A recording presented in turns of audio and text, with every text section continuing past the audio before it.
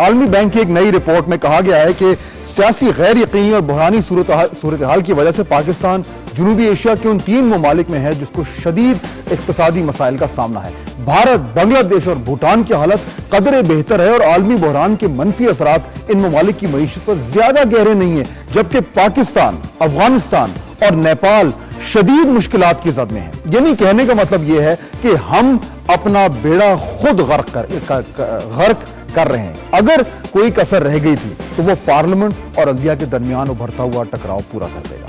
پرسوں 28 اپریل کو supreme court 18ویں ترمیم کو چیلنج کرنے والی درخواستوں کی سماعت شروع کر رہی ہے۔ ایک نئے شمشیر زنی کے دور کا آغاز ہونے والا ہے۔ ہاتھی لڑیں گے اور ہم اور آپ گھاس کی طرح مزید روندے جائیں گے۔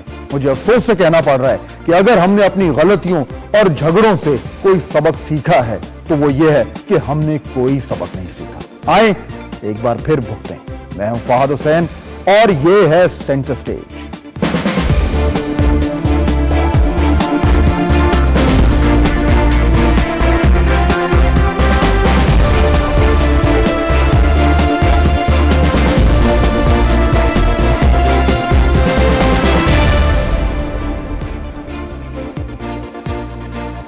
بات کریں گے آج کہ یہ جو آنے والا بحران ہے اس سے باہر نکلنے کا کوئی طریقہ ہے، اور اگر ہے تو وہ کیا ہے، آج کے پروگرام میں۔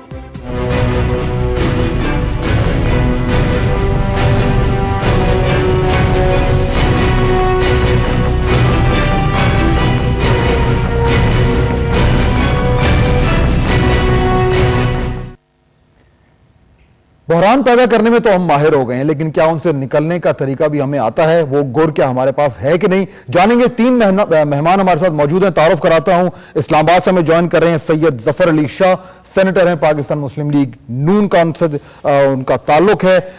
ہمیں کوئٹہ سے جوائن کر رہے ہیں سینیٹر عبدالغفور حیدری صاحب، سیکریٹری جنرل ہیں JUI فے کے، اور یہاں اسٹوڈیو میں ہمارے ساتھ موجود ہیں جناب احمد اویس صاحب، سابق صدر ہیں لاہور ہائی کورٹ بار ایسوسی ایشن کے۔ بہت شکریہ آپ تینوں حضرات کا۔ میں اس سے پہلے کہ میں باقاعدہ طور پر بحث کا آغاز کروں، آپ کو یہ بتاتا چلوں کہ اس وقت یہ جو بحران کی میں ذکر کر رہا ہوں عدلیہ اور پارلیمنٹ کے درمیان جو ہوتا نظر آ رہا ہے، اور پرسوں اس کی پہلی ہیئرنگ ہے، اس حوالے سے چند بنیادی سوال ہیں جو بار بار پوچھے جا رہے ہیں۔ وہ سوالات کیا ہیں میں آپ کو دکھاتا ہوں، اور اس کے بعد ان کی روشنی میں آج ہم بحث کریں گے۔ سوال نمبر 1، آئین کا بنیادی ڈھانچہ ہے کیا؟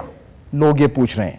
نمبر 2، کیا سپریم کورٹ پارلیمنٹ کی پاس کردہ متفقہ ترمیم رد کر سکتی ہے؟ نمبر 3، 18ویں ترمیم کالعدم ہوئی تو سیاسی جماعتیں کیا کریں گی؟ اور نمبر 4، 18ویں ترمیم رد ہوئی تو نئے بحران کے ملک پر کیا اثرات ہوں گے؟ یہ بنیادی سوال ہیں جو ہر شخص پوچھ رہا ہے۔ آج ان سوالوں کے جواب ڈھونڈنے کی کوشش کریں گے۔ ظفر علی شاہ صاحب بہت شکریہ میں جوائن کرنے کا۔ مجھے یہ بتائیے کہ جو میں شروع میں کہہ رہا تھا کہ یہ بحران ہم ایک اور بحران جو ہے وہ ہم اپنے سر لے رہے ہیں، اور عوام جو ہیں جب ہاتھی لڑیں گے تو عوام تو گھاس کی طرح روندی جائے گی۔ یہ جو میں رو رہا ہوں، یہ میں حق بجانب ہوں یہ رونے کے لیے؟ نہیں، کافی حد تک آپ کا رونا یا عوام کا رونا جو ہے وہ حق بجانب ہے، لیکن یہ اس کو آپ اتنا بڑا بحران نہ سمجھیں۔ یہ میں سمجھتا ہوں یہ اصلاح ہوگی، یہ کوئی ٹکراؤ نہیں ہوگا، اور اصلاح جو ہے وہ معاشروں میں، ملکوں میں آئین کے حوالے سے جو سیولائز کنٹری ہیں، جو ڈیموکریسی پہ بلیو کرتے ہیں، جو عدلیہ پہ بلیو کرتے ہیں، جو پارلیمنٹ پہ بلیو کرتے ہیں، ان قوموں میں یہ روزمرہ کی بات ہے کہ پارلیمنٹ جو ہے یہ چونکہ ہمارے ملک میں پارلیمانی نظام ہے، اور ہمارے ملک میں یہ بات ذہن نشین کر لینی چاہیے عوام کو بھی، خاص کو بھی، کہ یہاں پر حکمرانی جو ہے وہ آئین کی ہے، اور آئین کی ہی حکمرانی ہونی چاہیے۔ شاہ صاحب جھگڑے ختم ہی نہیں ہو رہے، یہ دیکھیں نا، جھگڑے ختم نہیں ہو رہے۔ جھگڑے تو دیکھیں نا بھائی صاحب، جھگڑے تو انسانی زندگی کے ساتھ چلتے رہتے ہیں، جھگڑے اتنی جلدی ختم نہیں ہوتے، یہ تو پروسیس ہے، چلتا رہتا ہے، پھر جا کر کسی ایک ٹائم پہ ٹھہراؤ آتا ہے، چونکہ جب تک غلطیاں ہوتی رہیں گی یہ پروسیس چلتا رہے گا۔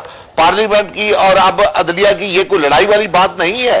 پارلیمنٹ نے اپنے طور پر اپنے اس سفیر آف انفلوئنس میں رہتے ہوئے انہوں نے اپنے طور پر ایک بات کی، ایک امینڈمنٹ کی وہ کہاں تک کر سکتے تھے, کہاں تک نہیں کر سکتے تھے, کون ٹھیک سی ہے. انہوں نے امینڈمنٹ اکارڈنگلی کی, کون سی امینڈمنٹ سے انہوں نے تجاوز کیا.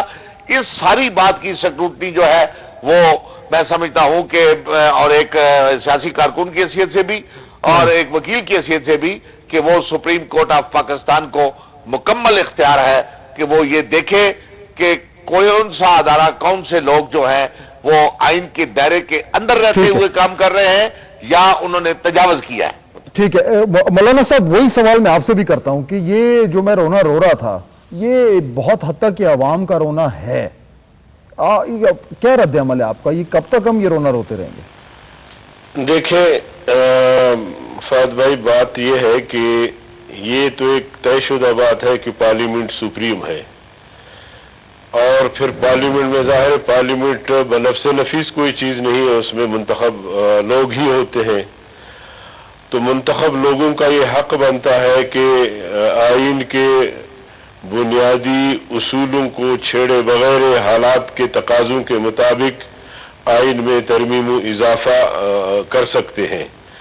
اب پارلیمنٹ نے ایک رائے لی اور پارلیمنٹیرین جس میں تمام پارٹیوں کے سرکردہ رہنما شامل تھے, انہوں نے بڑی جدوجہد کے بعد, اور میں سمجھتا ہوں کہ 73 کے بعد یہ پہلا موقع ہے کہ تمام سیاسی جماعتوں کے رہنما 18ویں ترمیم پر متفق ہو گئے ہیں. میں سمجھتا ہوں کہ جمہوری قوتوں کی یہ بہت بڑی فتح ہے.